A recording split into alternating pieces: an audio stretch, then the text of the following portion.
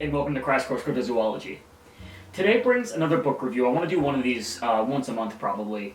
And of course, in all the book reviews, like I did with the last one, I kind of want to introduce the book first with a bit of a discussion about, how the day is going, what brings to mind books like this, etc., etc.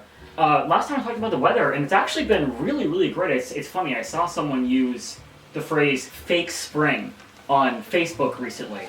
And, I think that that's kind of a thing that a lot of us up in the northern states can really sort of understand, that warm period that happens before you get the rest of the really rather burly winter coming in. So I hope everyone is still enjoying their weather, and if you happen to have a fake spring your way, my condolences. But, talking about things that are rather not as we expect them to be, a lot of the book that I want to cover today really is about that. This book is Searching for Ropens, Living Pterosaurs in Papua New Guinea, and this is the second edition by Johnathon Whitcomb.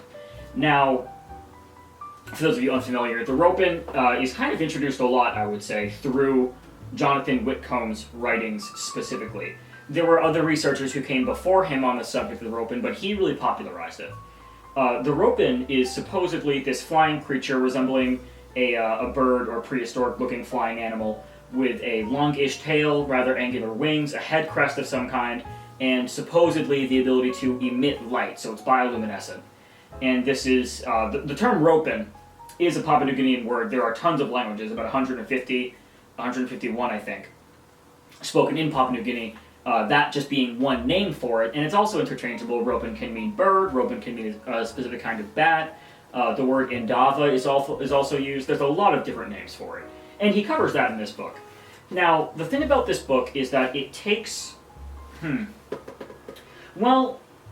talking about unexpected happenings in times of patterns, what we see with this book is something to that effect, because this book has a lot of strengths and a lot of weaknesses.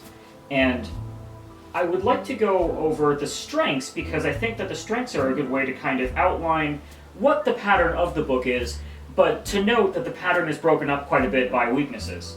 So, for one thing, I would like to say, Johnathon Whitcomb himself, at least in the first half of this book, I would say, is a very good author. His writing is very engaging, and if you're looking for a book on an adventure, what this book's first half is about is his 2001 trip to Umboy Island, which is in Papua New Guinea, to research ropen sightings. And it's really quite an adventure, that story. So that's really my personal favorite part of this book, very much so. As for Whitcomb himself and what brings him there, he outlines that, he's got theological reasons. He's religious and he's a young Earth creationist. That's his perspective on the world. And he's interested in these sightings because he wants to prove, and he's quite honest and upfront about this, he wants to prove that these are living pterosaurs and thus evidence for the young Earth creationist perspective. And again, he's quite honest about that, so I have no real gripes about that per se.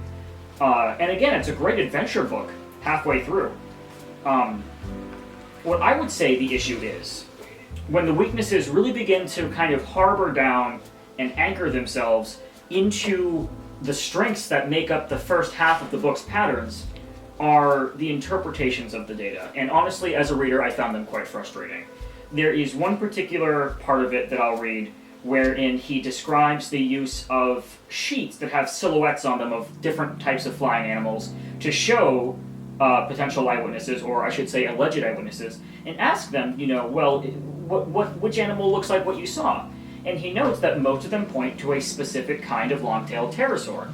Now, the problem with this is that out of the 34 silhouettes that he shows on there, there's less than 10 bats and less than 10 birds, my apologies, and about 22 pterosaurs.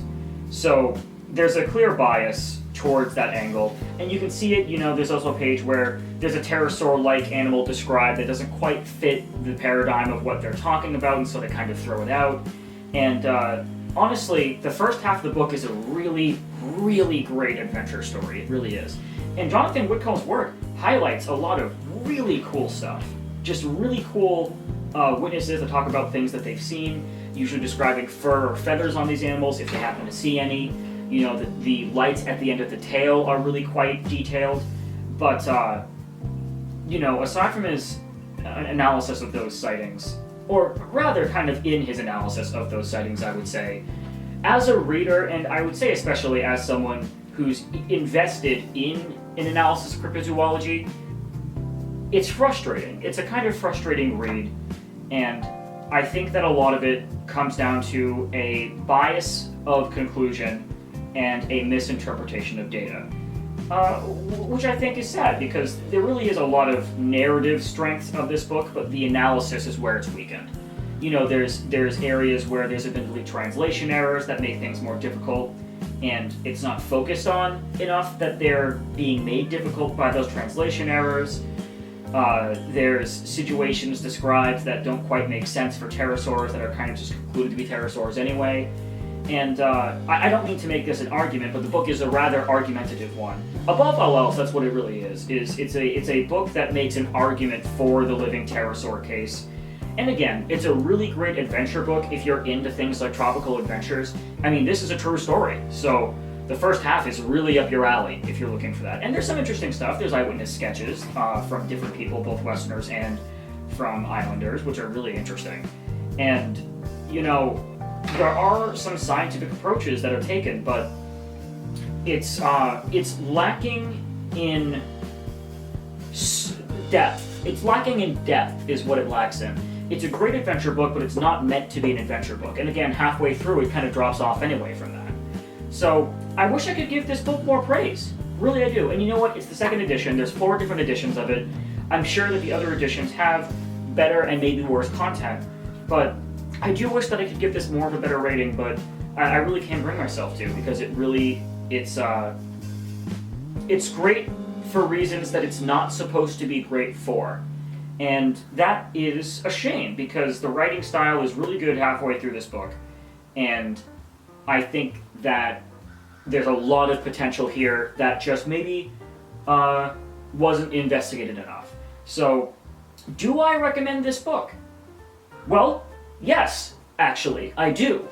Because I think it does draw attention to a very important case. Because what you kind of end up having, right, is this case and an interpretation of it. And you bring the two of them together, and you find that there's problems in the interpretation, and that might be skewing the case. And so you're like, okay, well, let's try to look beyond the interpretations that seem kind of premature in their conclusions, and let's see what that leaves us with. And that is still in itself an interesting case once you do that. So for anyone who's interested in the Ropen case, I actually would recommend this book, but I would warn them that the material that they want to get out of this probably won't be what they end up finding, per se. They'll find stuff that's really interesting, don't get me wrong. It's not like all Johnathon Whitcomb's work is bad. But it's if you're looking to know what Johnathon Whitcomb's opinions on the cases are, you'll often find yourself confused, is what I would say. So, thank you all for watching, and I'm sorry this is a rather short one, but, you know, it's a lengthier book, and I would like to kind of give it a bit of a rebuttal in that sense. Not really even a rebuttal, but a critique, let's say, because that's what a review is, right? It's a critique to some extent. So I hope everyone's enjoyed watching this, and I'll be back next month with another book. And in the meantime, I would love to know if any of you have read it and what your thoughts on it are. Thank you again.